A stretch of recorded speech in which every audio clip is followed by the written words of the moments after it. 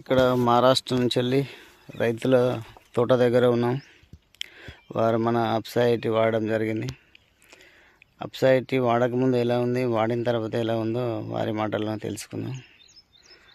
అంతకుముందు వాళ్ళ తోట ఎలా ఉంది, ఇప్పుడు ఎలా ఉంది. అన్న చెప్పనా, మీ పేరు? రాజన్న వేల్పుల. ఏ ఊరు? వడిదాం, మహారాష్ట్ర.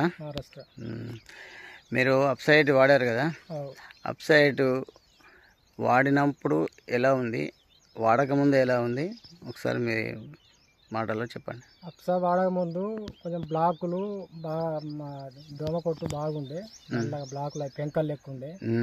ఇది ఒక 2 సార్లు పాటలు కలిపి చల్లినాం, 2 ట్రిప్పులు వాడినాం, స్ప్రే చేసిన తర్వాత కొంచెం మామూలుగా ఎగురు వచ్చింది. అడుగునేసారా? అడుగున 2 ట్రిప్పులు వేసినాం. అడుగున 2 ట్రిప్పులు వేసారు.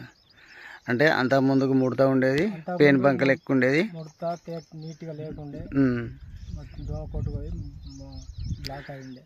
దోమ పోటు ఉండే, బ్లాక్ పెయిన్ బంకలు ఎక్కువ ఉండే. ఇప్పుడు కొట్టిన తర్వాత అప్సా వాడిన తర్వాత మంచిగా నీట్గా మంచిగా వచ్చింది, ముడత పోయింది, అప్పుడు క్లీన్గా వచ్చింది.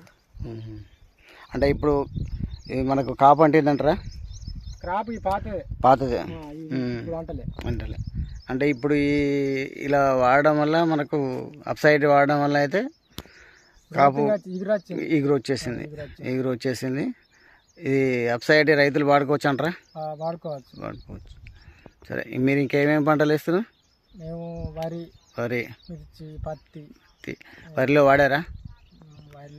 వరిలో వరిలో కూడా వాడండి. వరిలో నాటు వేసిన దగ్గర నుంచి వాడుకోండి.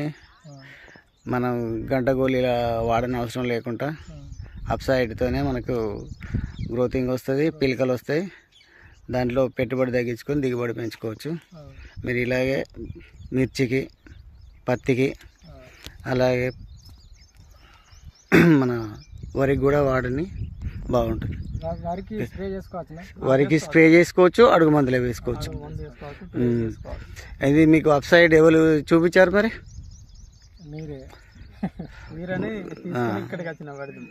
ఓకే, విఠల్ గారు మీరేనా? మీరే. ఓకే, అంటే మీరు ఇక్కడ రైతులందరికీ వాడిపిస్తున్నారా? సరే, ఓకే.